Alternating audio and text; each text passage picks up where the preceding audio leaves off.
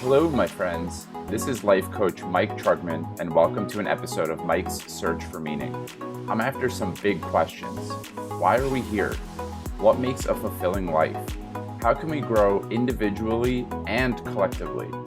Each episode, I'll dive deep with leaders who are doing great work in the world and see how they organize their life. Books read, value systems, resources used, and stories that show how each of you can create the life and the world of your dreams. Lindsey, it's been, I don't know, since before we hit record, it's been, 10 minutes, and it's already been so good to be with you. And I'll say it for our audience now. It's just so good to be with you, and welcome to my show. Thank you, Mike. It has been good to be with you also. And thank you for having me. So I thought a good place to start with you, there's an embarrassment of riches, but I think a good place to start with you is the clear self and the clouded self. And Sure. it's one of my favorite bits of content that you've put out there. It's a really quick talk. I think it was like 6 minutes that I saw on your website. And it's also really power packed. Like, it's got a lot in there. And I think it's a really great place to start in this conversation. So what is the clear self and what is the clouded self? Great. I love this conversation. I'll say that my wording that I use to talk about this today on your show might be different than the wording that I use in the audio recording, because I don't stick to, like, here's a very specific worded definition for either one of those. I'll just speak to it based on my understanding and my lived experience. So I spent a lot of, at a very young age, I realized I was really trying to find a way to live differently from a place that was connected to a sense of knowing. And what I came to understand through my progressive experimentation and determination to live from that place of knowing was that there are these two selves. And I think we talk about them in all sorts of modalities, and there's lots of different terms for it. We can talk about the ego and the soul, the heart and the mind. And the way that I experience the reality of those inside me is clear and clouded. One part of me is always clouded. It's always clouded by fear. It's always clouded by judgment of others or judgment of myself. It's clouded by cultural conditioning. And one part of me is always clear and exists with 100% knowing of what is right and true for me and or the best next step in any given scenario. And so I think our work as humans is to toggle over more often into the clear self. I think that's like one of our main life missions that helps us attain and create and deliver our mission. So you said you identified that at a young age. Yeah, like, was it teenage years? This sounds very mature. Like, maybe if I say a little bit more about myself here, even this idea of clear self versus clouded self probably didn't enter my purview until I was at least in my 20s. And I'm imagining, for someone who's listening to this, who maybe is just always in their clouded self, their life is being guided. And this has been true for me until recently. Like, my life has just been guided by being hard on myself, being scared, being avoidant, all the conditioning that has shaped me. It became me to a certain extent. Yeah. And I'm wondering if that was ever true for you, how you still were able to make touch with the knowing in you, and how that might have showed up even when things felt very cloudy. Can I ask you to ask me those questions again if I don't answer them right away? Because I'm going to start talking and I may not remember all the ones that came out. Yes, I'll keep that in the back of my mind. Because the first one was like I was orienting to that like, when did that show up for me and how young was it, kind of? Yeah. Yeah. And then sort of like, how did I stay connected or orient to the clear self when it felt difficult to do that? I'll say that I started having experiences and knowing that there was something beyond what my family group talked about when I was like a kid. I was like 7 years old, 8 years old. And I remember I'd stand in my bedroom, I'd look out the window and be like, something's out there. Like there's something more. And I thought it was out the window. I was like, is it like out the window? Like, is it like actually like a tangible thing that I just haven't been introduced to yet? But there was just some knowing inside me that was like, there's something more than is being discussed or is commonly talked about in my family or in my groups that I'm in. And I did not find a way or find a paradigm or find teachers or mentors who are like, yeah, there is. And here's how you can live with that knowing. And here's how it can be practical and applied to day-to-day life until way later. And so I went fully into the clouded self and the conditioned self. As a teenager and as an early adult, I decided I wanted to be a magazine editor. And I can tell you that was all ego. That no judgment of ego whatsoever, like all love to ego. Thank you for helping me navigate the world. But that was really about like glamour and what other people would see and like how cool would it feel to be like, I'm a magazine editor. And yes, I love the written word and I love people, but my ego really took that love and was like, let's make it something impressive. Mm-hmm. And so I went that route and I did that thing. And I became an assistant editor at a young age of I was like 22 years old. I was assistant editor of 4 publications here in Vancouver in Canada. We did red carpet events. I had my picture taken. It was very, very surface level focus. But throughout that time, I had there were physical health symptoms showing up.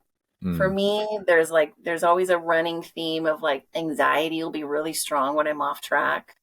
So lack of sleep, not digesting, just like vibrating really high and, all of the resulting impact of that.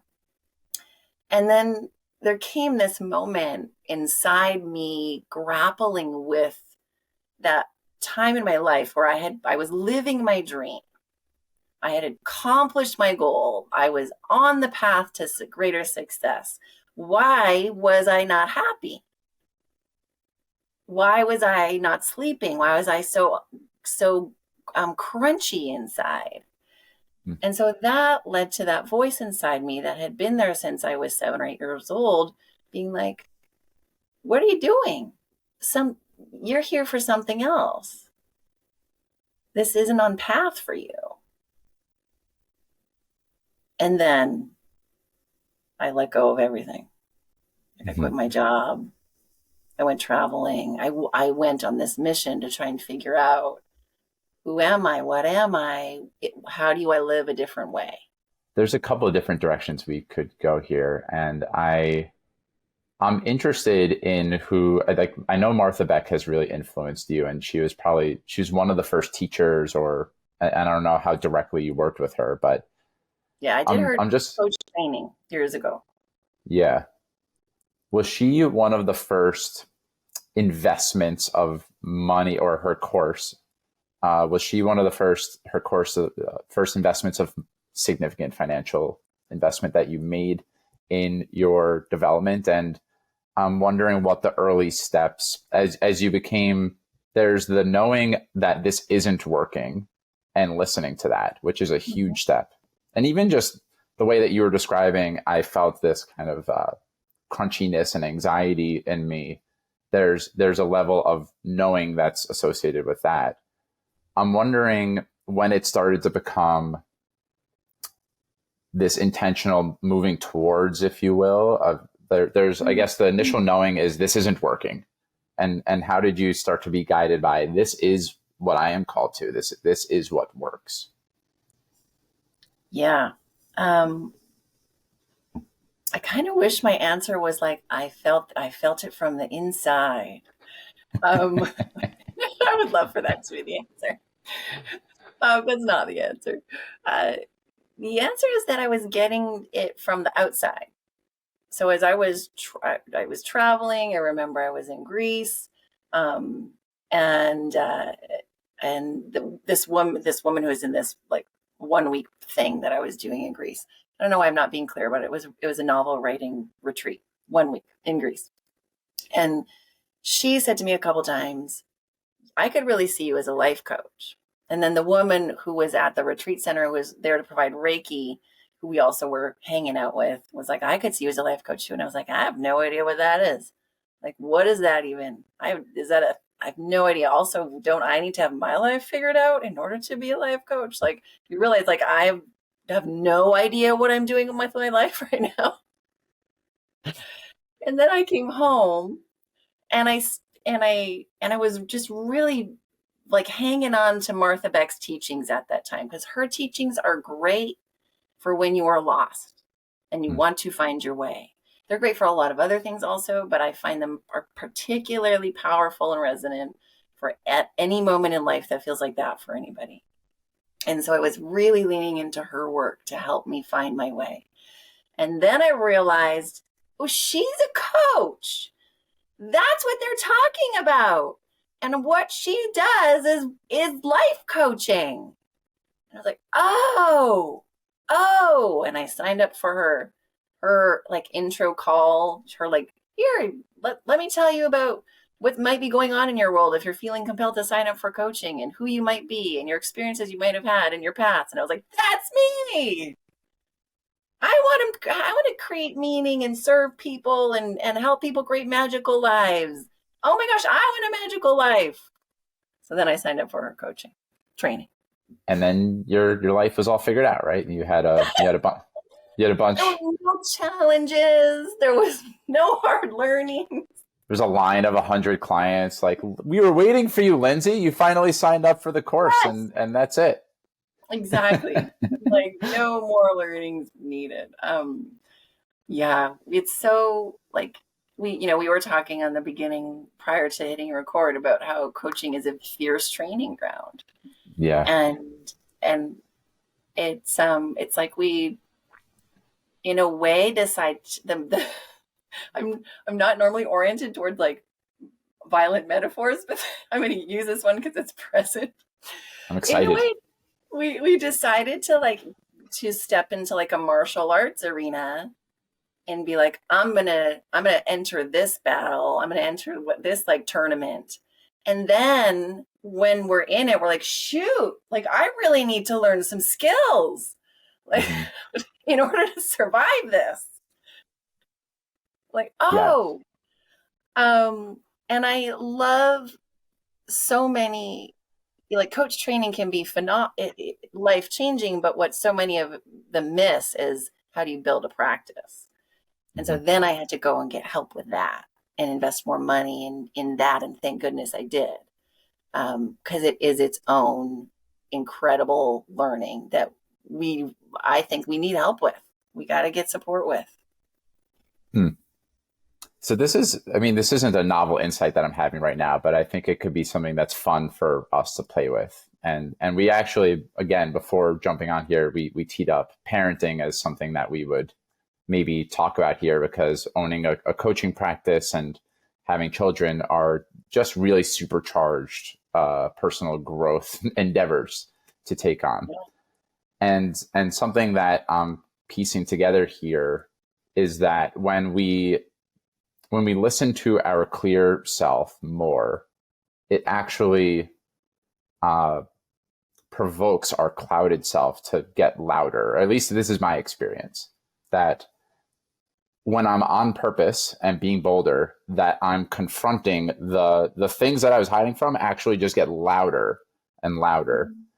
Totally. And so I'm wondering, yeah, as you started to build all these, you started to be a little bit more on purpose, but also were confronting the reality of, well, I don't know how to build a business. And but you could maybe speak a little bit more to the specific parts of that were challenging for you. But The question that I'm specifically sitting with here is, how have you over time worked with the parts of you or the clouded self in you as you've more boldly stepped into your clear self and done things that are challenging and hard and bold?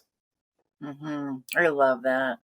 Um, I'm so like, I really would love us to dialogue about this, Mike, because I feel like you have some wisdom to offer around this also, for sure. I'm happy to. If you ever, maybe I didn't make this clear in the beginning, and I usually do. If you have curiosities that you want to, it's not just a one-way interview here. It's definitely Great, conversational. So great, if you want to kick things back my way, I'm totally game for that. great. Love it. Okay.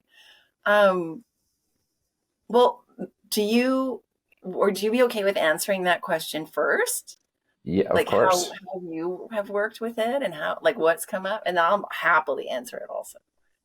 Sure, sure. I mean, the first thing that's coming to mind here is that before I started being more intentional about how I lived my life, I in some ways very intentionally but unconsciously created this space where I wouldn't feel a lot of pain and I also wouldn't feel a lot of joy. I was kind of just confined to this, like, life is pretty good. It's not too high, it's not too low. And living on purpose for me has had moments of exuberance and joy where I feel a 10, and then the moments where I feel just on the floor, miserable. How am I ever going to show up to the next call type of energy? And so when those moments happen, how am I able to be with myself? I think working with a coach has been really helpful for me, like investing in my own development and being able to share that with another person who can hold that and not cower away or turn away from, and can meet me there and say, I get it, Mike. I've been there too. Mm-hmm. And also support me with tools that can help me have more generative conversations with myself than to beat the crap out of myself, which was what I used to do Right. in the past. Or to, there were a few things for me personally. Avoidance was a really big one. So that really hurt, and I'm never going to do that again, is Right. one strategy that I've had in the past. Another might be, you need to just get a lot better so that you never experience it again. If you did a terrible public speech, then you need to invest a lot in public speaking and never do that again, never show that vulnerability ever again, that type of thing. Yeah, yeah, yeah. And for me, there's been a real softening into, it's a little bit paradoxical, I guess, but being okay with it not going well, or being okay with that I'm scared, being okay with the root of, and also understanding where that conditioning came from, like Mm-hmm. really meeting the internal family systems is a specific modality that's been really helpful for me around understanding the parts of myself that formed the strategies I have in my life for good reason that are no longer serving me, and kind of gently and kindly meeting them, Mm-hmm. allowing them to soften a little bit, which allows me to expand and learn and grow. And again, paradoxically, it's like when I'm not so busy hiding the fact that I might make a terrible speech, I make a better speech. And if I allow myself to be okay being awkward, I'm not as awkward. There's a couple of things on my end. Isn't it paradoxical? It is. It's so interesting. It's so interesting because I know that my there's a part of me that still shows up that believes like the way to not have something happen is to like really shove it down, make Same. it go away. And then but really the thing that allows it to let go is letting it be there and being much more okay with it. Mm-hmm. Like it is so beautiful in a way that like I see that as like a part of human design. Mm. That you can't just beat yourself up and have wonderful results, but you can be kind and gentle and lean into acceptance and invite all parts of you to the table, and you can create something different from there. Mm. And so I had to learn that for sure. Like the one, I had to come to a greater place of acceptance of that there was going to be times that felt like I had totally messed up. I had totally messed up because I had gotten to my previous success in the magazine industry world by appearing like as perfect as possible. That's how I felt like, and that's really what had been my attempt. It's like, I'm going to just be as perfect as possible. And that's how I'll achieve success. And now here I was in this learning that I had to learn so much in order just to do it as a real amateur. And so it was like this wonderful, thank God I had to learn that you can be messy and Mm. you can not do it perfect, and you can be like, oh shoot, I totally messed that up, and people are still going to be okay with it. Like, you're going Mhm. to be all right, and you might actually experience more true success that feels way better. Mm. And is it okay if I use your daughter's name on the show? Or I prefer we just keep her not so named. Thank you. you're of course. So you have a daughter. Yes, I do. I'm wondering, one thing that I'm in touch with. My son is not old enough to. Maybe he is actually. I shouldn't say, but there's a certain way that since he's been born, I'm more acutely aware of the way that he's going to model my behavior Oh my more than gosh. what I say. Right? Like if I model to him that you need to be perfect or else beat the crap out of yourself, while I say to him it's okay, take chances, take risks, he's going to internalize the former, not the latter. Yeah. How have you, in what lessons has your daughter given to you over time about like how to model your behavior, or has she reflected things back? I'm sure the answer is yes, but has she reflected things back to you that you're like, oh shit, I do need to work on that? Like, what have been some of the key lessons that you've learned from having a child? Um, One is that every time you swear, they will record that swear word for life, and then they will bring it out at the least opportune moment. Oh, sure. Yeah. Right in front of your mom and dad, who would never have raised you to swear, and your child suddenly dropping F bombs. You're like, shoot, she's two and she's adorable. She's not two anymore. So yeah, the short answer, she's reflected so much back to me. And I think more of it has been comical than like, oh crap. Mm, Um, and more of it has been, she has demonstrated to me ways of being that I look at and go like, um, I need to do more of that. mm, Like, that's incredible, your bravery and your courage and um, your engagement with the absolute present moment, and how strong you are in your opinion of what is right for you and what you want. There's so much that she models to me that I look at and go, I need more of that. Um, and then in terms of like, have I have I have I noticed that she's modeling something or mimicking something that I need to be like more watchful of? Um, Probably, but I think we try and catch those pretty early on, so that like if it's like a one time thing, or maybe I'm just totally out to lunch and I haven't picked up on something that I'm doing that she's modeling and I just haven't seen it yet. Like, that could entirely be possible, Mike. knowing what I know about you, I'd be surprised. You seem to pay pretty close attention. if there is something there, I'm guessing it's smaller scale, not like being really hard on herself and, oh, that's the thing that I'm doing and now she's doing it type of thing.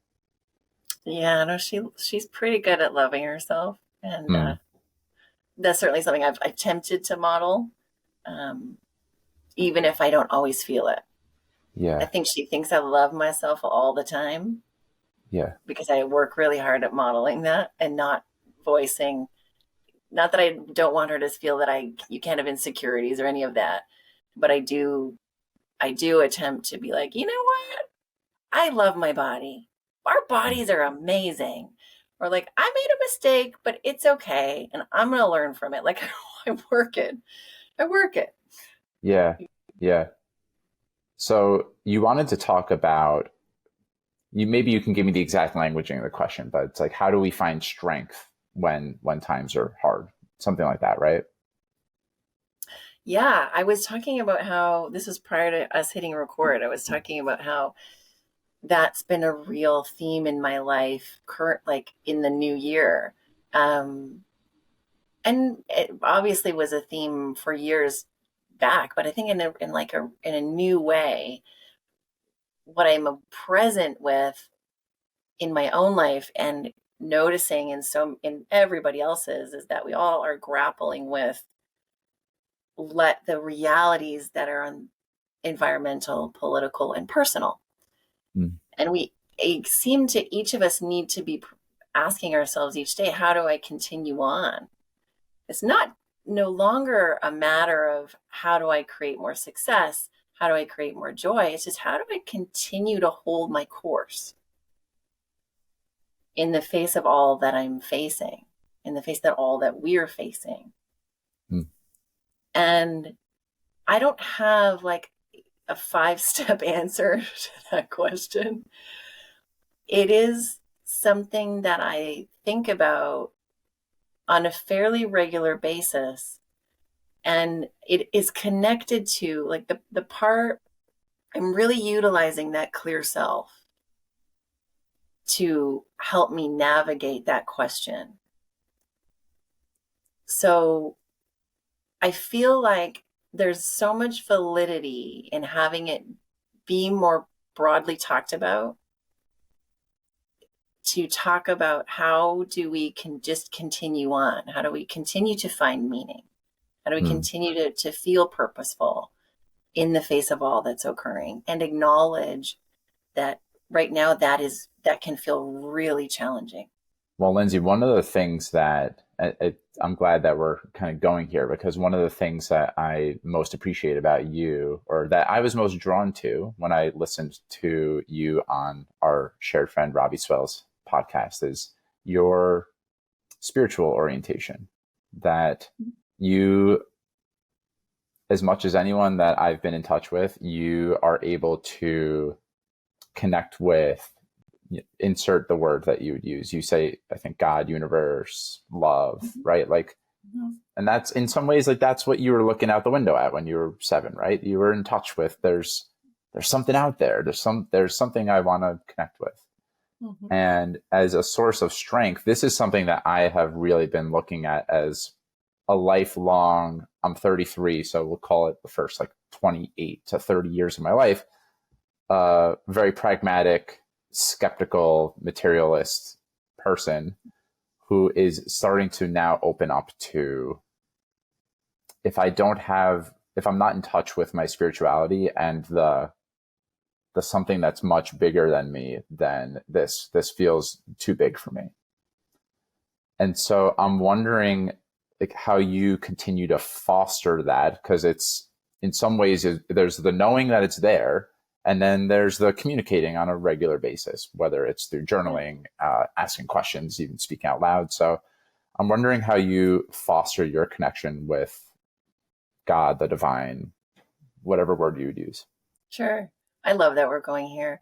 And isn't it just like such a wonderful thing to give ourselves permission to do that in our Mm, lives in a way? hmm. Like I just found a lot of relief when I started to more actively accept that my understanding of reality includes something not totally understandable. And that made everything better. And not from I no longer worry or try to help the challenges of the world or the planet way, but in a way that I don't only worry or try to help the challenges of the planet way. I also experience mysticism and magic and miracles. And I think that is just as real and just as pervasive as the stuff that's really hard. So it for me, and I love that you're like, how do you nurture that? It for first and foremost, I think starts with a willingness to pay attention. Mm. I don't have to make it. It doesn't have to be constructed. It is outside my window if I'm willing to see it. And that's the way that I feel it most helpfully, is by, like, I'll exit my home office space and I'll walk outside my home. And we live near, really close to the water in Vancouver. And I'll walk purposely through the trees, and I'll walk purposely down by the water. And I'm purposely like shutting off my phone so that I can be awake to the wonder of the world. It's right there. That's another thing kids do really well. They're so awake to the wonder of the world. Like, I can't tell you how many times my daughter's been like, "Mommy, look at that!" And it's like a stop sign. You know? Yeah. Look at the sign. You're right. It's amazing. It is amazing. And I love that. And yeah, there's always, I love this part of me. There's the part of me that's like, what's the profound question that I can ask, or the journaling prompt? And like, I'm down to still go there. I think those are really helpful things. And just the really basic premise of it's all right there. So just being willing to look and removing the things that get in the way of that. Distractions, phone, at least taking some dedicated time to pay attention creates a lot more openness to things to pop into our life. So I love that. I also do want to get a little bit into, like if a client was coming to you and they're starting to turn towards this in a way that they haven't before, right? Like maybe the 28-year-old me is like, this whole pragmatic materialism thing, it's incomplete. I don't want to stop doing those things, but it just something's missing here. Like I'm wary that the answer might still be the same thing. Just go look outside. Like, go put your phone down and go outside. But Ed, like, what else helps you? We can come up with some more, because I certainly do other things in addition. First of all, that if I were responding to somebody who was a coaching client, I would really be slowing down to ask them questions about, when do they feel awe? When do they feel grace? When do they feel a sense of deep relaxation? What's occurring internally or externally?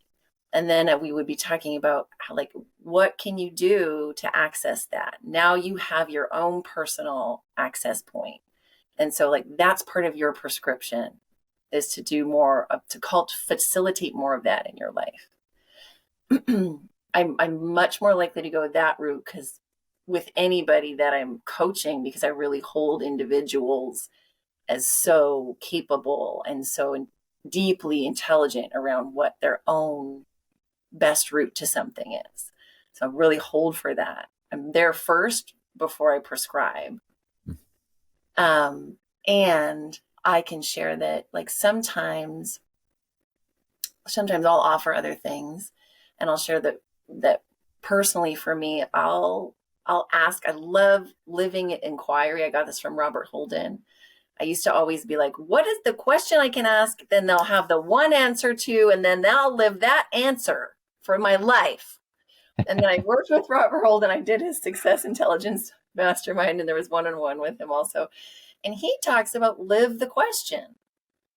There will be millions of answers, and the answer will be specific to what you need in that day. He doesn't use that wording, but that's my experience of it now. And so now I work with questions rather than answers, thank God. And the answers are so perfect for the day. And the day is all we're living. So like, let's do that. And I'll ask, dear God, what would you have me know today? Now, I know Elizabeth Gilbert uses something similar to that. I don't know. I know that floats around. I think it's really something that she's become deeply associated with. Whether she originated it or not, I'm not sure. I don't know that I got it from her, but to give her some credit should it be needed. And then I assume that the answer will come. It's like whatever the answer is that I write down, I'm going to assume that that is actually from something higher. And I actually need to listen to it. And the thing with those answers is they're usually seemingly unrelated to where my mind really wanted to go. So it's like my mind is like, I'm grappling with this problem, this thing that I think is a problem. And so, dear God, please tell me what you would have me know today. And the answer is like, please let it go. Please enjoy your day. I'll set intentions based on what I hear. So this morning I did this practice, and what I heard for the day was, you are enough, you do enough, you have enough.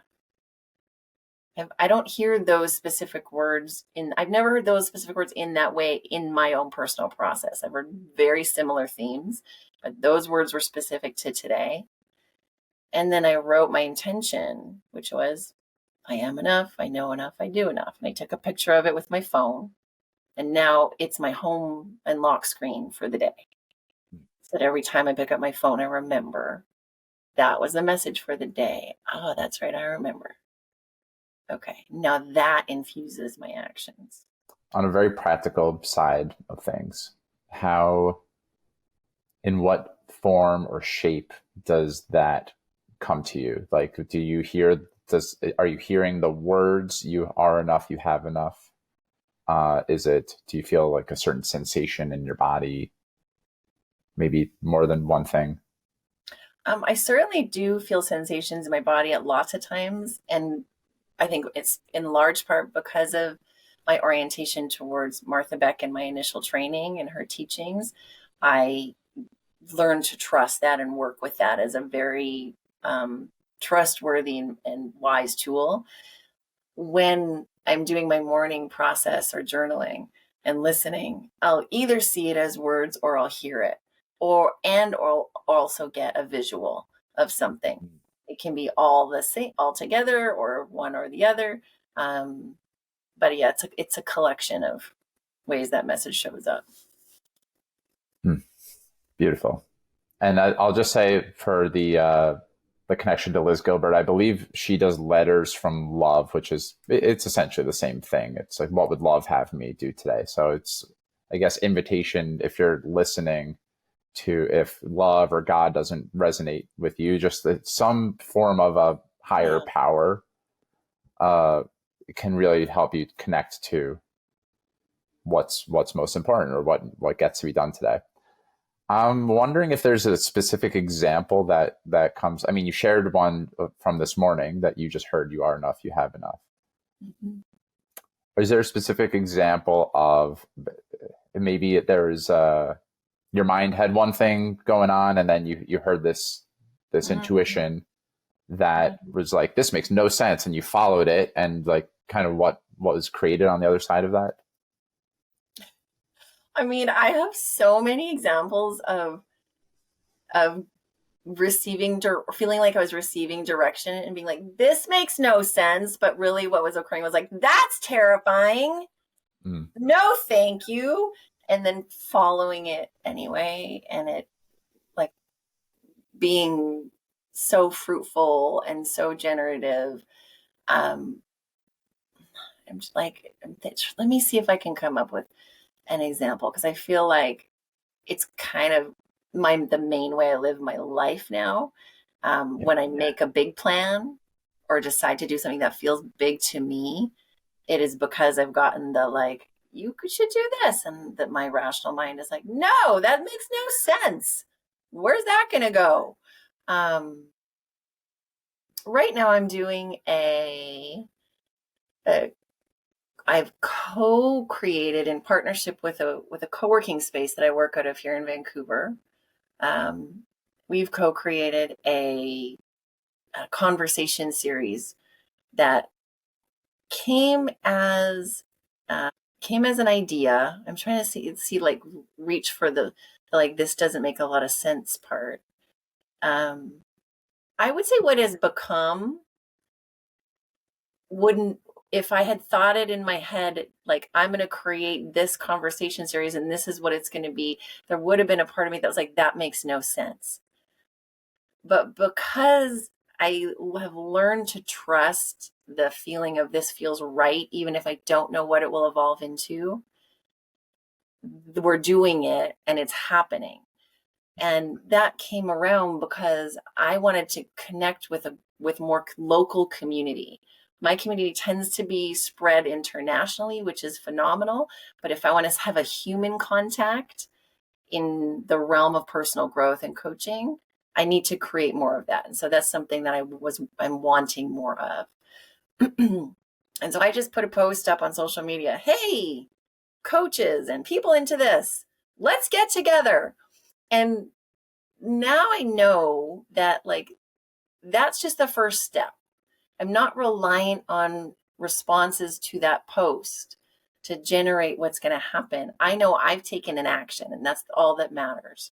And then what happened from there was the woman who's the founder of the co-working space, which is all about supporting women be able to pursue their passions, well-being, get childcare, said, why don't we talk about something? And then it turned into, through our conversation, a whole conversation series with wonderful coaches coming in to guide them called Women Rise. And it's phenomenal what we've created. It's amazing the impact it's going to have. It's been so neat to see the response and see how it's continuing to grow. And that's like, should I have thought to myself ahead of time, I want to create this series, or that idea came completely to me, there would have certainly been my reaction of like, no, I don't think that doesn't make any sense. How's that going to go? You don't even have community yet here.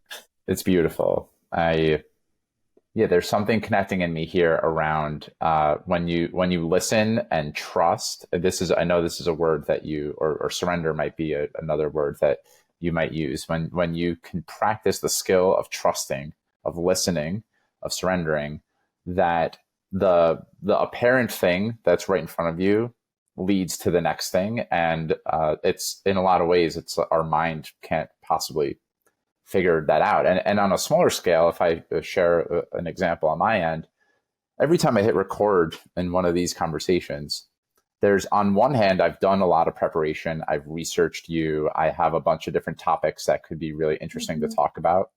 And so there's a way that I could just go through a mapped out conversation here that would, I'm sure, generate a lot of value for whoever tunes in.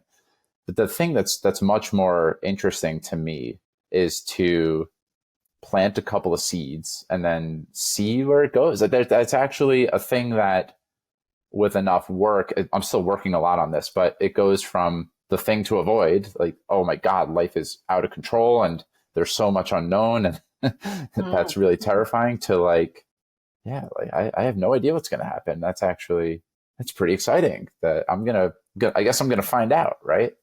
And that shift is huge. What a cool analogy. Yeah, totally.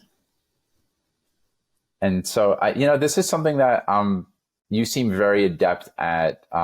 You've fostered this, you've created this skill in your own life, and it seems like whether you're working with entrepreneurs or change makers, like people who are seeking to have an impact and take responsibility for their impact, that I'm guessing one of the things that you inspire or like wake up in people, or the reason that people are drawn to you, is this element of the conversation that we're in right now, that there's all sorts of people who can help you get the results that you say you want.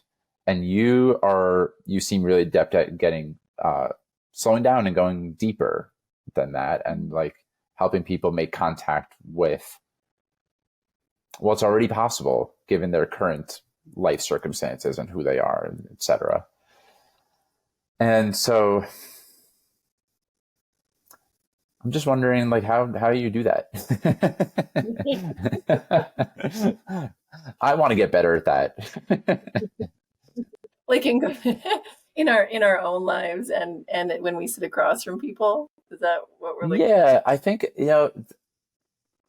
like, I'll make this about me again for a second. Like, I know this to be true about people. Like, it's said in coaching all the time. The person across from you has everything that they ever need within them, and your job is just to be a mirror and to reflect things back.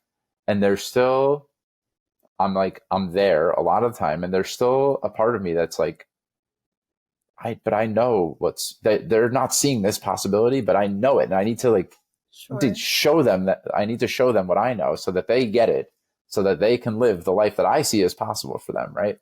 I Yeah, I mean, and that's like such a it's one of the key characteristics of a coach. Like, we see what's possible, Mm. and I think that's a phenomenal gift. I would never try and make that go away. And I think that one of the things that I needed to practice and maybe still do, because I'll toggle over there sometimes, is like really giving them permission to have their own time.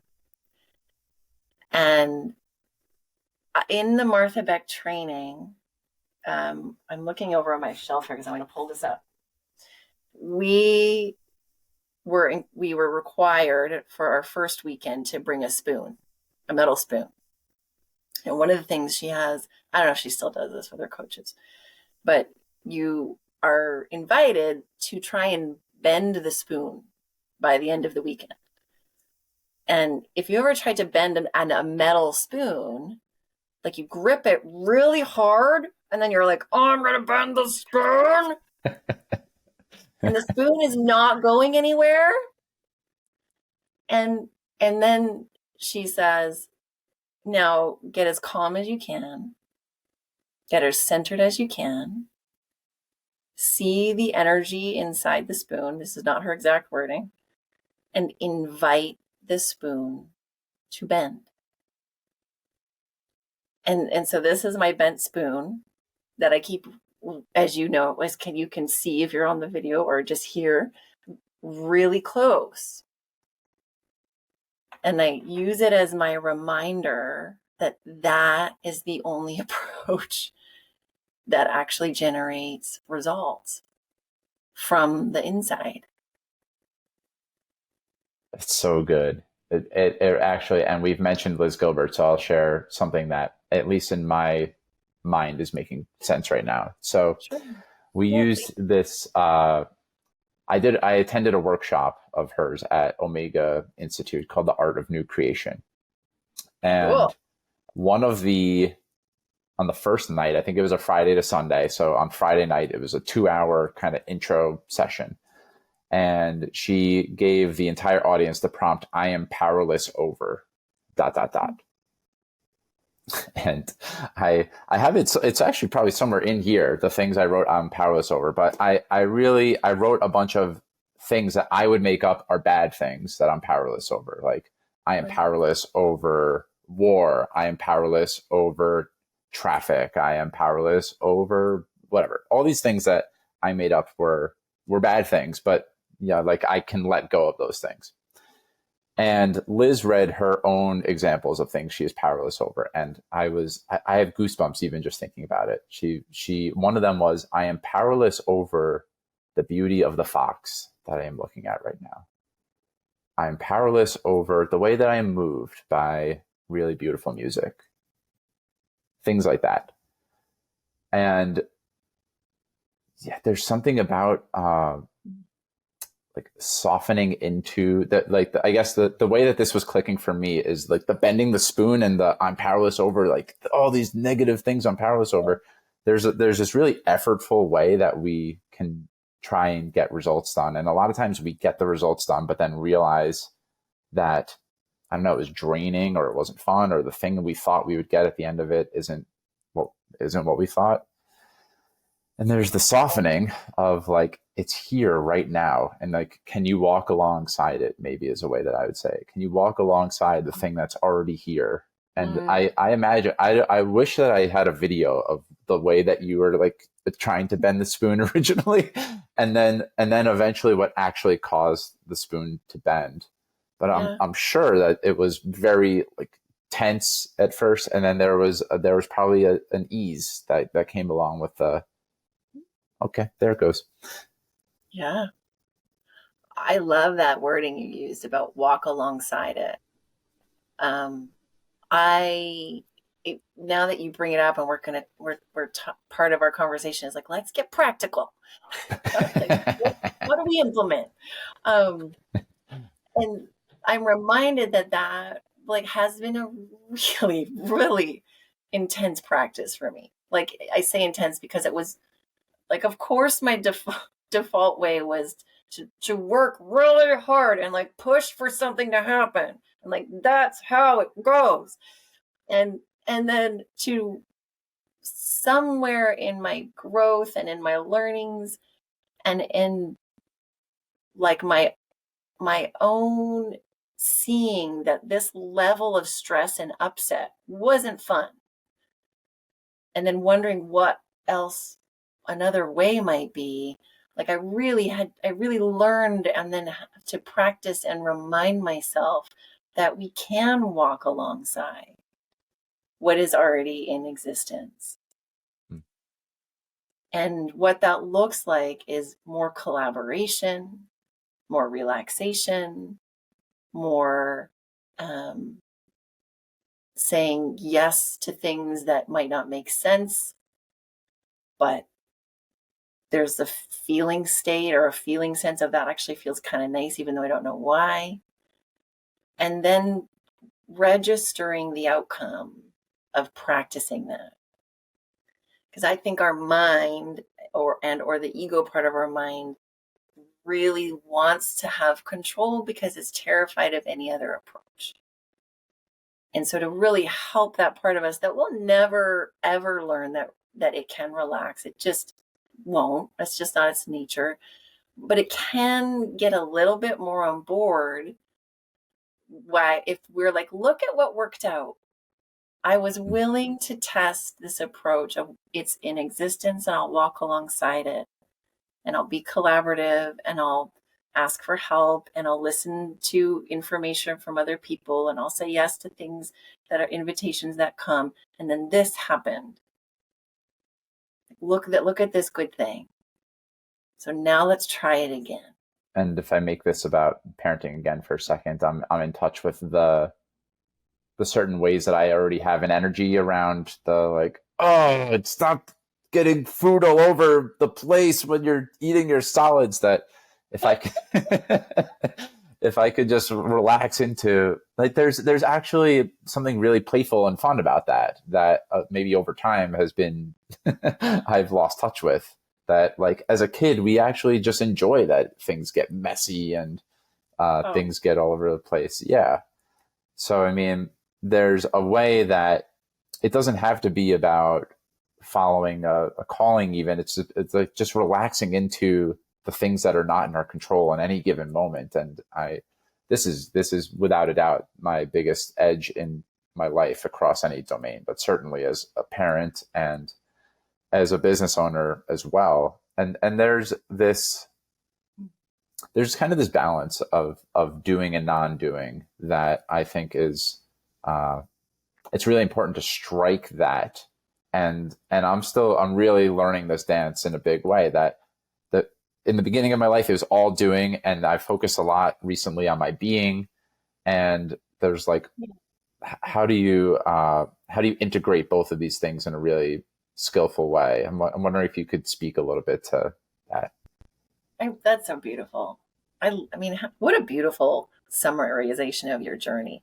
Mm, Doing, being, integration. mm, mm, And I wish for that for all of us. That was my journey also. Doing, being, integration.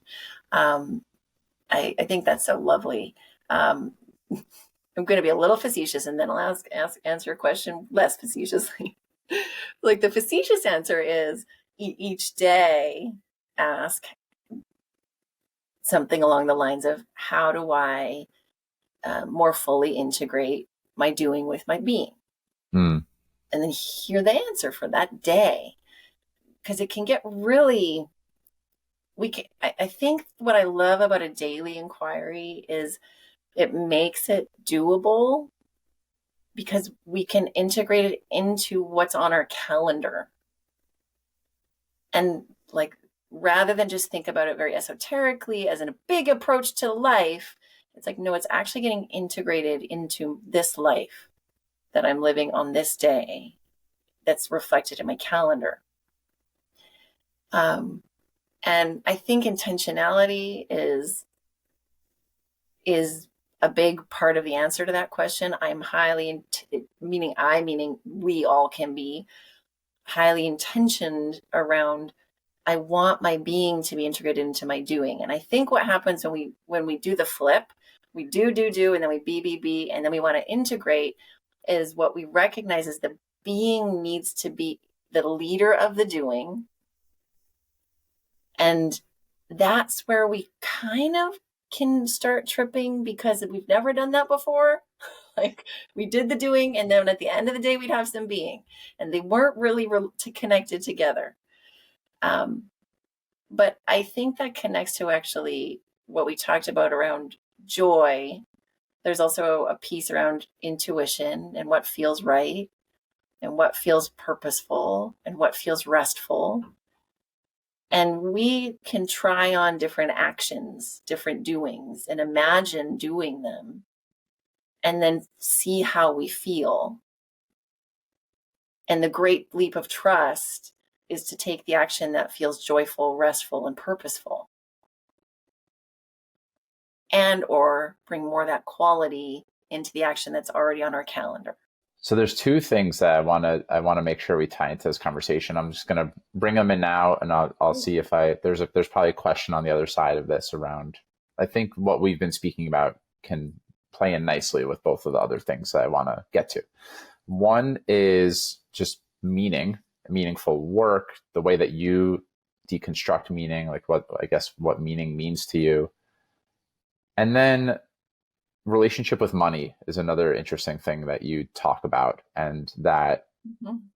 I struggle with, and that I know a lot of other entrepreneurs, solopreneurs, people who identify as spiritual, like we all carry a lot of stories about money and Mm-hmm. what it means to be someone who makes money, or even you have to work hard to make money, etc., things like that. Mm-hmm. I'm wondering, I mean, which one feels more interesting to explore first? Let's do the money one first. I can't remember what the other one was. Sure. Money, money, money. I got really present with that one. So if again, integration is a cool word to use here, of like walking the spiritual path. At least this has been something that has been decoupled over time for me, is like being spiritual means I don't even care about money and I don't care about material possessions, etc. And like, how do you look at, well, I guess, what is your relationship to money or with money, and how do you identify as a spiritual person who has that type of relationship with money? Sure. Um, I'll share with you like a little bit of the background for me. Um, I, alongside, or when I was starting to wonder what I was doing, why I was here. I'm a magazine editor. What am I contributing? Why do I feel out of alignment? I started to get very into the practice of yoga. And that was where I found my God, love, universe. And then I thought, I want to become a yoga teacher because, like, why wouldn't I want to be a part of this wonderfulness in people's lives? So I did that, and I taught yoga for a decade. I still have a near daily practice. I still go to yoga regularly. And one of the teachings that is so common in the yoga world is that you should never have anything to do with money. Like, as a teacher, please just offer your service as seva. Like, let your students know they can pay you what they can afford. And that is the spiritual way. And if you cannot afford to eat, well, at least you are being spiritual. There's very much that messaging is still very prevalent in a lot of yoga schools and yoga philosophy. I do not buy that. I don't buy any version of a higher power that believes that you need to sacrifice your health and well-being, which is a result in our current world of not having money. There's no part of that's part of a love-based perspective that just doesn't fit the picture. So, but I didn't get there gracefully. I got there fully embracing the way of serving, and then realizing this is hard. How do I pay my rent? Like, how do I buy food? Is it the way? Why would it be the way? This makes no sense. And then flipping over to, like, I'm going to now let money be a focus in my life. Needing to do real work and get real support around what I made that mean. Because I made it mean that I was selfish, and I made it mean that I was greedy, and I made it mean that I was going to take resources from people that were limited and they didn't have them. And if I had more, other people had less. And a whole ton of stuff around money. And then when I worked my way through that, I love the work of Byron Katie for dismantling beliefs. Like, use that heavily. I still use that around beliefs that are constraining. I worked with that a lot.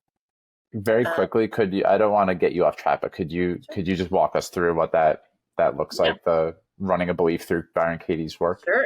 I love it. So her main process is called the work, and it stems from this understanding that a thought is arbitrary and our mind is like a thought producing machine.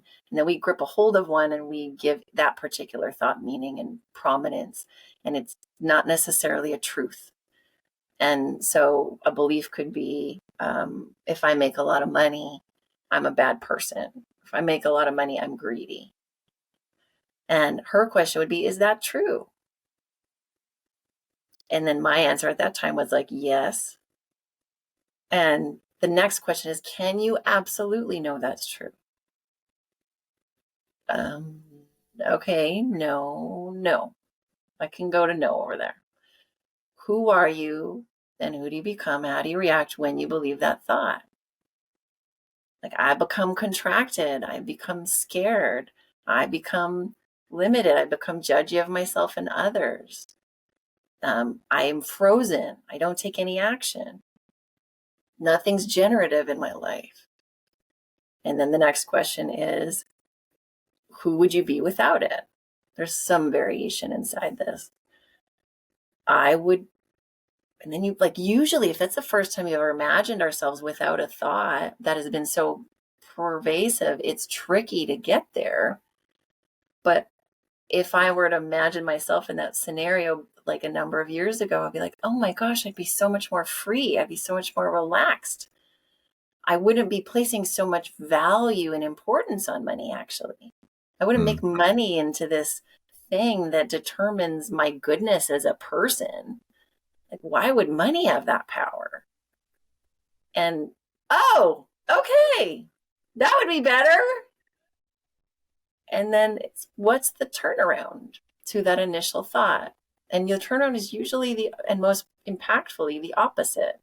So if I make a lot of money, I'm not greedy. And then we find the evidence for that, because our mind has found evidence for the other thought, but we can get our mind to work on our behalf and find evidence for the new thought. If I make money, I'm not greedy.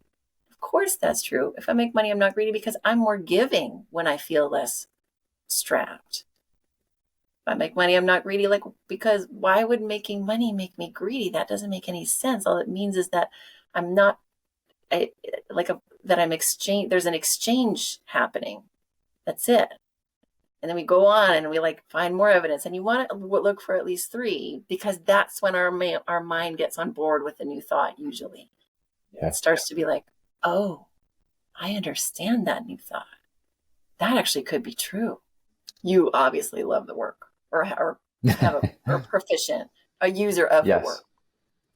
Yes. And I've shared the same, and still to a certain extent do share, but I'm really starting to shift my beliefs, and I'm building the evidence around making lots of money isn't greedy. And I'm sorry, I guess the way that it's really taking shape for me is that I just keep coming back to the way that I want to have an impact, and the way that I believe the work that I'm called to do can really serve a lot of people. And that money is a really powerful vehicle for the change that I seek to create. That I'm starting to finally collect evidence of other people who are generating a lot of money and wielding it for good, and rewriting the story around all the people that are making lots of money and not using it for ways that I would make up are really good. Yeah. And it's this really simple, I love building evidence as the phrase. I like to think of it also, where am I choosing to pay attention? Beautiful. Yeah, like where am I choosing to pay attention? And there's like, this is an interesting thing to invite in here actually, is if we come back to strength and looking at all of the suffering and the pain and the real day-to-day challenges that people are going through, war, poverty, like really people that day to day are not, that they don't have the privilege of sitting with these questions. There's a certain guilt that I have felt, that I sometimes feel, that I know a lot of other people feel when dancing with these types of questions, that who am I to sit and consider? Like, on some level, I get it. And on another, there is the reality that there's lots of people suffering right now. Right. And so how do you look at that in your world? Well, I look at it now as my suffering doesn't ease theirs, and my suffering contributes to suffering. Mm. So, and I look at, and I see that very practically, because I was in a position when I first started coaching of really not having any money. Like, I made $8,000 my first year of coaching. And so it was this time of like, always like, I don't have money and I'm using my credit cards. Um, and then when we're in that state, like, what are we giving? Mm. Usually nothing, because we're so focused on, I need to just get enough. I'm in my own suffering. And so I don't really look at, like, I see having enough money and having an abundance of money as a opportunity to give, as not just in, yes, I can make donations, and yes, I feel more free to volunteer, but it's also how I am in my day-to-day relationship with others in the world, that I am a much more giving presence. And I think that has value and that has impact. Have you ever read the book The Soul of Money before, or heard of it? Yes. Something that, I mean, there are a lot of things that were provoked in me from that book, but I'm wondering, one of the key things that I left with there is aligning my commitments of, like, who am I as a person? What do I stand for? And aligning my financial commitments with who I'm committed to, or what I am committed to as a person. So, for example, if I am committed to my development, am I actually investing in doing courses, working with a coach? If I'm committed to my health, am I going to a gym? Am I paying for the organic food instead of the Right. the not organic food, the industrialized food, that type of thing. How do you look at aligning your commitments as a person with your financial commitments in your life? I would, I think similarly to you, I really resonated with how you summarized it, and I think we Mm, have similar commitments. I look at, one of my commitments is um, making sure our family as a whole is taken care of. And so for us, that means like, are we setting aside money for our daughter's future education? And have we recently we re-upped, get sort of morbid, but re-upped my husband's life insurance so that if he passes away, we're covered. Like, and and one of my commitments is paying attention. So we have a regular conversations with each other between me and my husband out, like, where are we at financially? mm, Is that in my calendar? And then on a broader scale, it's like, if one of my commitments is being a positive impact in the world, having as much of a contributing to the positive impact in the world, is my money going towards that? If my money can't go towards that because it's, and I'm speaking to somebody who's like, I don't have money to donate, is my actions. mhm, Can I donate my time? So I think money is one way we can show our commitments, and there's also other ways we can also. But I think we can look at all of our lives. It's like, where am I showing my commitments? Where am I showing my values? mhm, mhm. Do you have a sense for what would be an interesting other place? We've covered a lot of ground already. Mm-hmm. A lot of the things that we teed up, we actually haven't spoken too much about it, at least explicitly. Things like fulfillment, meaning, meaningful work. There's probably more to a lot of the things that we've started to speak about already. I know, I mean, Mm-hmm. money is one that you could talk about for You can talk about forever. ever. Mm-hmm. But I'm kind of just giving you the Yeah, menu and saying, where do you want to go, Lindsey? sure. Well, I was really struck by the title of your podcast when you reached out. I was like, I I just saw the title of the podcast, and I know I want to participate in that. Mm, Mike's search for meaning. Um, I love that. I feel like what we talked about, and if I listen to this back and I'm not accurate, then I'll be like, okay, I just said something inaccurate. But I think that what we have been talking about is all related to like the practicalities of searching for meaning and wanting to live a life that has meaning, and the aspects of our life that intersect with it. yeah. So I love that. I would love to bring it back to, sort of encapsulate what we've been talking about through that lens of our search for meaning. And the piece that feels present for me just in this moment is, um, I don't, I don't think we find meaning and then have it for the rest of our life. I think we live every day from a place of, how can I create and live in a way that feels meaningful? And like maybe that's like maybe we don't ever need to find an answer and stick with it. Hmm.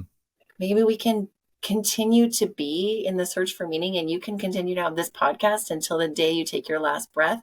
And won't that have been such a wonderful use of time?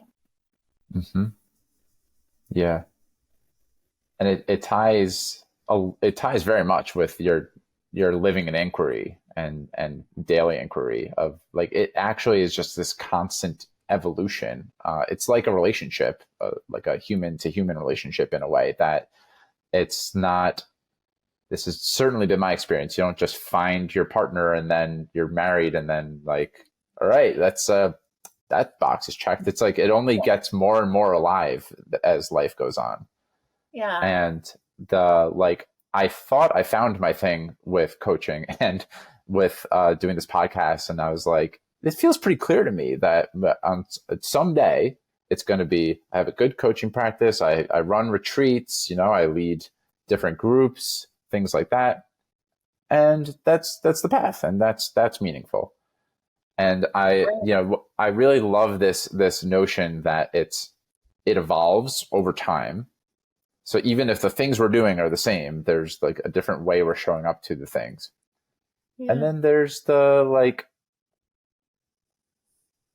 it might surprise us what emerges on any given day or week or month. That there's different seasons to life, and there's ways that we can be more open to listening or being guided by something that might not make sense in that moment. And so, yeah, what comes up for you as we started to riff a little bit around Loving this? that. I just Yeah. love how you summarized all of that.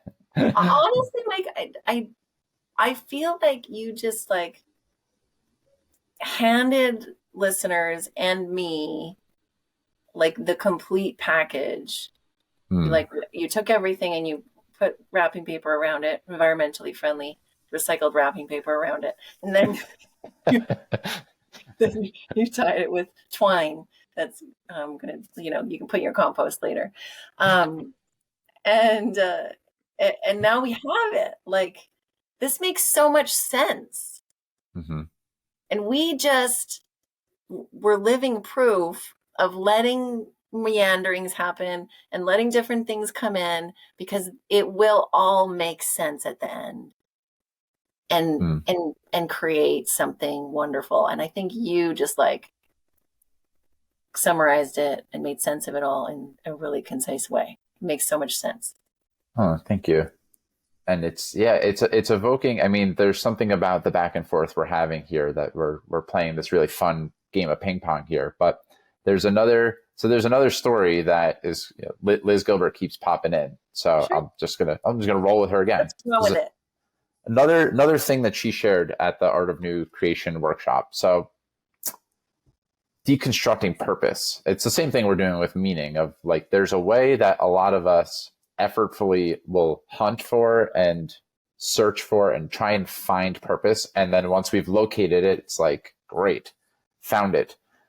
And Liz had us do this really beautiful first of all, she did this really great job of deconstructing the way that searching for purpose is it can be very draining, and it's kind of a futile activity. That it's a choice to show up every day with purpose. That purpose is actually innate and inherent in every single one of you and everyone beyond.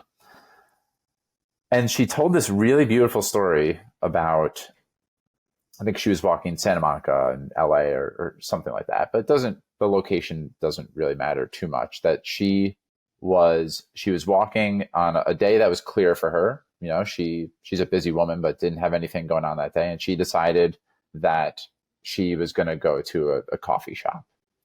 The details I might be getting a little bit wrong, but the essence will still be true. So she's going to this coffee shop, and near the coffee shop, there's a guy that's on a ladder, and he's painting something on top of the ladder. And she can see as she's approaching the ladder that it's starting to get really wobbly. The ladder looks like it's about to fall. And Liz Gilbert is in the best position of anyone there to go do something about that ladder. And so she goes to the ladder and steadies it. And she goes, the guy didn't even recognize that it was going to fall. But if I didn't get there, the ladder was going to fall. And so she goes, what if that was my life's purpose right there?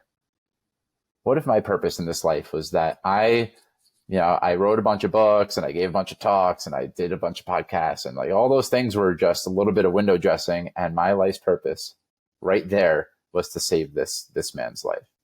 And there's something about that story that I just felt a collective relaxing and softening in the room of like, yeah, we're just like, there's so much more possibility in our life when we can relax into things than to try and force our way into them happening. And we could do this with like everything that this has been the through line of the conversation today, that we could do this with money. We could do this with meaning. We could do it with purpose.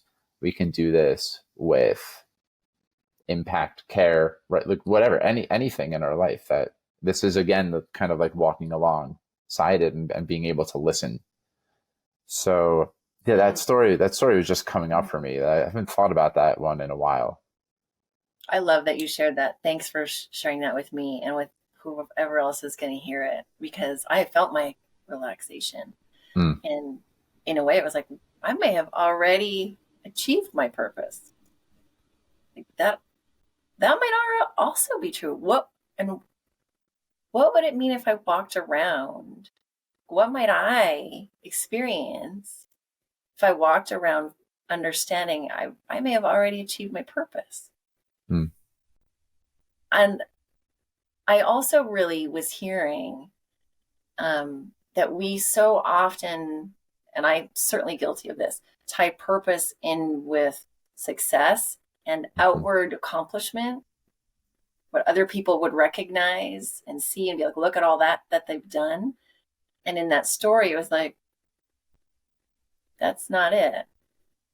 What, like, that wasn't it. What if that's not it at all? Hmm. What if it was this one moment with this one human being, which is so lovely? And there's something about, I know that the things that sometimes I've dreamed of accomplishing, they feel good when they happen. So last week, I don't know if you know Seth Godin, but I interviewed him, I think Yeah. 2 weeks ago, and Wow. it was like it was a big dream come true in a lot of ways, and it felt, at one point that was every, like, he was the guy. If I interview him, that's like everything right there. I'll know I've made it as a podcast interviewer if I interview someone like Seth Godin, and it felt really good. But there's a different quality to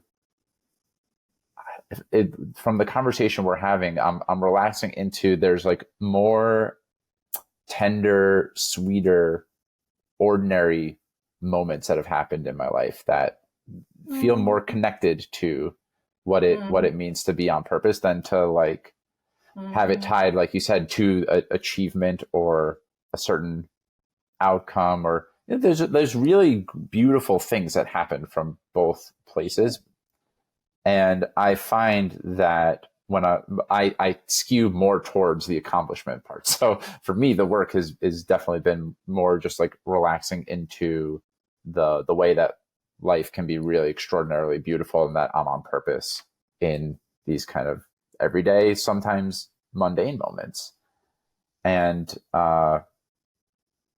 yeah, I just get the sense that a lot of us who take responsibility for our impact and who care about being change makers and who are in touch with a lot of the things that are happening in the world, that this it would actually really support us to do that part of it better too.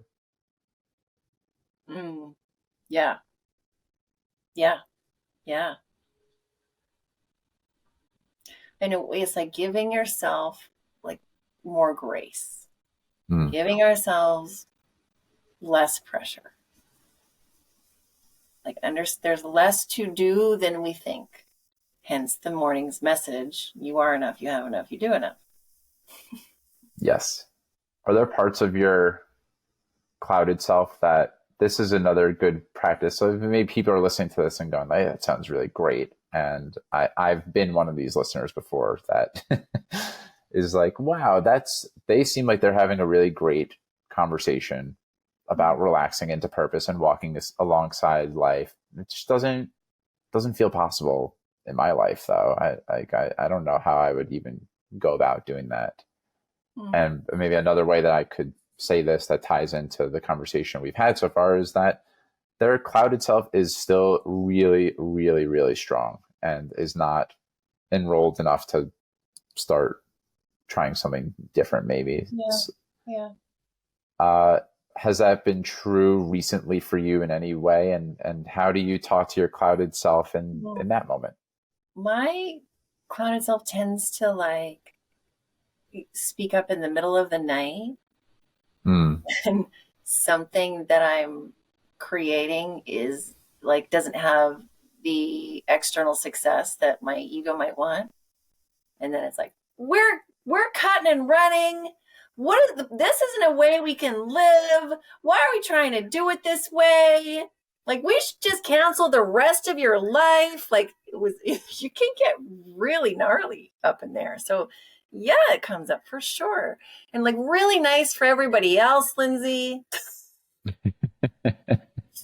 Oh, really great for them. Good job, Liz Gilbert. Um, uh, and uh, and then the morning is always really helpful. Like, thank goodness the sun always rises. Um, and that's like, how do I work with that? Is like, one, I do I do think we need to eventually, in our own time, and maybe never, but hopefully at some point, arrive at a place where we decide that we do want to work with our clouded self. We want to have an active relationship with that part of us. We identify that is at play. Maybe we have understood the cost of it, or someone has pointed out the cost of having that part of us run our life. And now we're at a point where we want to be like, I don't want to do that anymore. I want to start to work more actively with this part of me. There does need to be like a decision inside that we want to move in a different way inside ourselves and in the world. If that has not arrived yet, no judgment, do your thing, all love to you. It's totally fine. But just know that that has to be the starting point.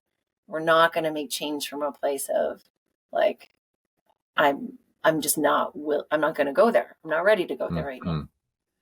Um, and then it's like, okay, if I am now ready, now I want to look to somebody and use their tools. So if someone's like, oh, actually, that was me, but now even just hearing you talk about it, Lindsey, there is a cost, and I do want to practice this stuff. Great. Then just try one thing that we talked about today. Just like try one of the things and see how that goes. And see what you see as real in your world when you start to work more proactively with freeing yourself from that clouded self. So I just have a couple of more things I want to get to with you, Lindsey. One of them is, and I've heard you speak to this a little bit, and it's very much the same for me. One of the ways that you can be more open, I think of a human body. This might be a messy analogy, but this is the way I think about it. We're each of us are walking antennas, and we're more able to, like a TV antenna. Maybe if you're like a 20-year-old listener, then you're not going to know what I'm talking about. But from history, they're up online. TVs used to require signal from an antenna. Okay, 20-year-old listener, and if you consider yourself an antenna, then being open to the signals that life is giving us is that there's a multifaceted way to look at this. And I'm very much in tune with what I put in my body, what my environment is like, how I surround myself people wise. Mm-hmm. So as we shift to the end here, I would love to bring it back to kind of a pragmatic, what are some ways that you take care of yourself so that you are more open to the signals that life is giving you? What a fantastic question, Mike.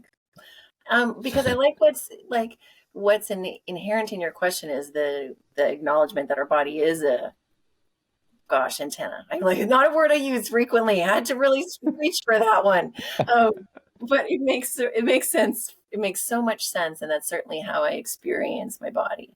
And my caretaking of my body has come from all sorts of reasons. And it's not so much that I want to make sure that I can be an antenna, but just that I recognize that my body has such a strong role to play in it caretaking me that lives inside it. And so I have a lot of respect for my body. Not that I didn't always have that, but I do now. And I caretake through, I was going to say healthy eating, but I'm not like, I have room to grow in that arena. Let's be honest. We had donuts, fried donuts the other day, and we're eating fried donuts over here. But I intend to, and I do orient towards how healthy is this for my body? What nutrients and nourishment is going into my body, and also how will it affect my mental health, my mental state to eat this. I exercise, I do yoga, I meditate. I see all of that as nourishing my body, and then of course that also helps with the attunement and the listening and the being like a divining rod that our body can really be. Awesome. Is there, before I get to the kind of typical rapid fire questions I ask at the end, is there anything else that we haven't spoken about so far today, or any loose ends that you would like to tie? I feel like I want to say one thing. Yeah. Rapid fire the way. I want to just be so share verbally how much I've cherished this conversation and how much proof I have gotten from just sitting across from you that just the yes to the invitation is always so delightful, has such a delightful response, has such a delightful impact. It's been so neat to get to witness your intuitions and your intelligences and what you've had to share, and then gotten to jam with you is really great. So I'm just appreciating it. Thank you, Lindsey. There's actually now this is sparking something else for me, and I think there might be. I receive that, and it means a lot to me. So thank you again. There's something around the what was the invitation that you said yes to, that and I'm not saying this to get a pat on the back or anything, but it ties in nicely to the conversation that we've been having of what did you say yes to? What were you guided by there? When I got your email? Yes. There was something about so I talked about how I love the title of the podcast, but there was something about receiving this message from across the lands. And at that point, I didn't know where you were. I was like, he might be in England because he knows Robbie, but he could also be somewhere else. And the energetics and what I felt to be the real clear intentionality inside your communication was your presence was brought forward to me through the email across the lands. And I was like, this is so delightful. And if life is, and he in the form of Mike is inviting me to say yes to a conversation, I'm going to say yes to this being, this person, because this person feels lovely. Thank you. So you got kudos there anyway. You got a pat anyway, even if you weren't looking for it. I think it's a really neat way for people to pay attention to learning the skill of making up an invitation like that is really neat, and also knowing what to look for in terms of what's a yes, what did it feel like, what were you drawn to about that, is a skill that I am really harnessing right now. And so I was just curious, because a lot of times, maybe to remove the pat off my back, I make lots of invitations that don't get responses, and then my clouded self has all sorts of, Mike, that was weird, you said this wrong, that type of thing. So I mean, there's two sides of that I think could be useful for whoever's tuned in, around what does it feel like to make a powerful invitation, what does it feel like to maybe get rejected, and what comes up for you, but then also what's the magic that's possible when I said yes to something that was a little edgy for me, and then what did it feel like for you to be on the receiving end of that? That's, I think, could be useful for someone who's listening. Yeah. So yes, I agree. Yeah. Okay. Rapid fire time. Okay. So they don't need to be short answers. I don't have a hard stop until top of the hour here, so I don't know how you're doing on time. I do have a hard stop in 11 minutes. Okay, so we will wrap up before then, and I guess your answers will also be rapid fire alongside the question. So, what's an ordinary, everyday moment that brings you great joy? Giving my daughter a kiss on the cheek. What is What's something like if you picked one thing that you're actively working on right now, what's the thing you're most actively working on? Externally, most actively working on this Women Rise conversation series. Internally, most actively working on how I can use challenging moments to make me stronger, to grow into greater strength. Hmm. If there's one to two, maybe three book recommendations you would make based on the conversation we've had today, where would you point people to? I'm so glad you limited that. I was like, I'm thinking of 100 based on the conversation today.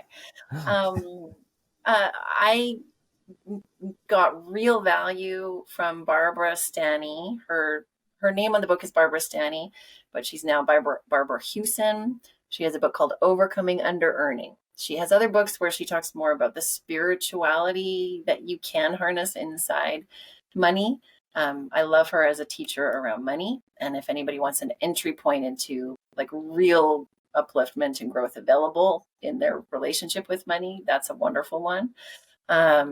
Martha Beck's book, The Way, most recent book is, if you can see me on video, I'm trying to look at it on my shelf. Pretty certain it's The Way of Integrity, 99% certain. That's her most recent one. I love that one. I recently have been rereading What to Do When It's Your Turn by Seth Godin. Mm.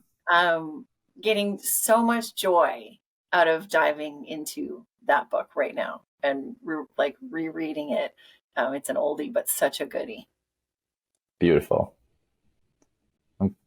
And you don't need to cap it off at three, but if there's anything else it sounded like you have a million, those are great. If you have one or two more, I'm here for it. And then I think I have two more questions for you. Okay, I'll use this as my last one.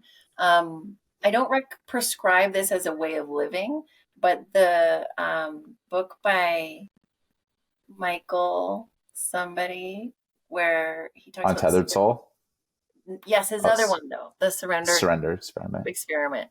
I don't think everyone has to do it to the extreme that he did in that story, but it is a phenomenal example of a lot of what we've been talking about. I think it's a story that's a phenomenal example of that. Very cool.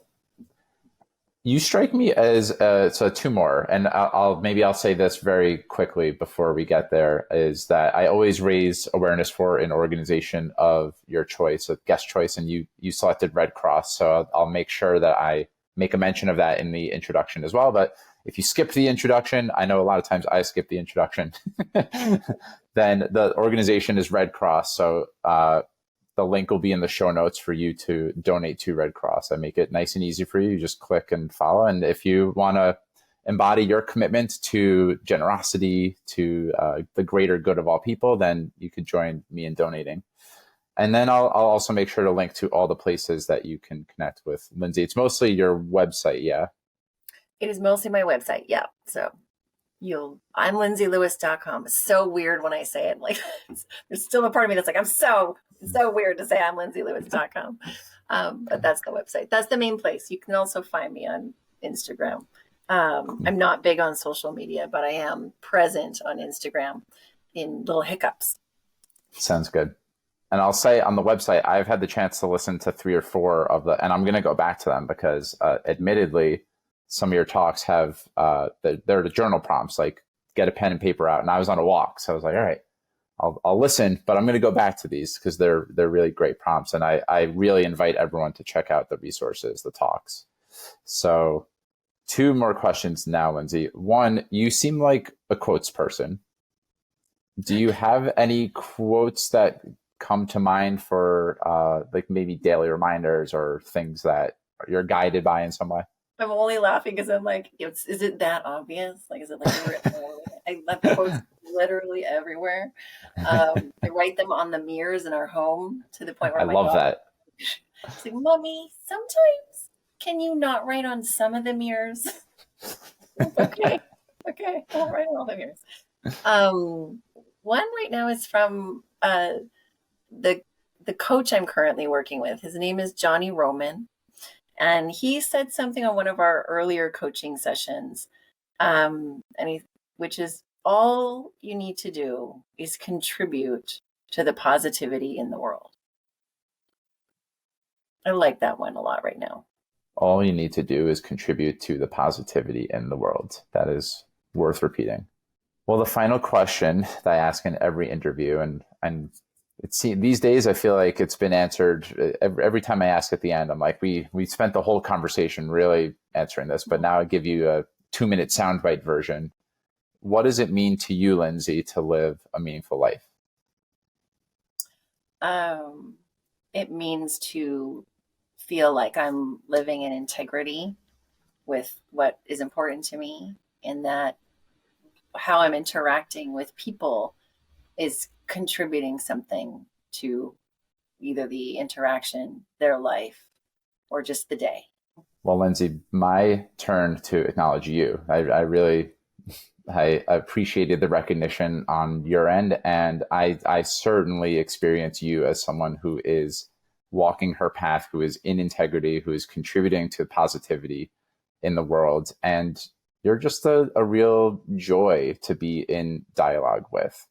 It's just been an absolute pleasure to immerse myself in your world, to, in a lot of ways, like bask in your field, like the invitation that you create with, before I even knew you face to face in actual dialogue. I really felt like I had a sense for who you are and what your contribution is, and the way that you invite people into this, I don't know, deepening of what's possible in their life in a really easeful way. And I know that that's not an easy thing to do, or at least for me, it certainly hasn't been. So I really appreciate that you took the time to spend some time with me today, that you said yes to my invitation, and really, really enjoyed being with you for the last hour and 40 minutes.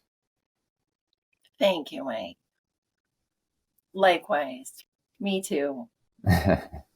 So for everyone who is listening, well, let me do a quick little plug. If you think that this show is adding value to you, share it with a friend, leave a review on Spotify, Apple Podcasts, YouTube, wherever you're watching. Those go a long way in helping to reach other seekers who are curious about learning and growing and living with a little bit more ease, a little bit more surrender, like Lindsey and I are. And yeah, I'm just wishing you all lots of love, an easeful rest of your day or night, and take good care. Thank you so much for listening. Thank you so much for taking time out of your day to listen to Mike's Search for Meaning. If you enjoyed it, please subscribe, share this episode with your friends, and leave a review. I look forward to seeing you next time, my friends. And until then, stay safe, stay well, and keep living with purpose. Peace.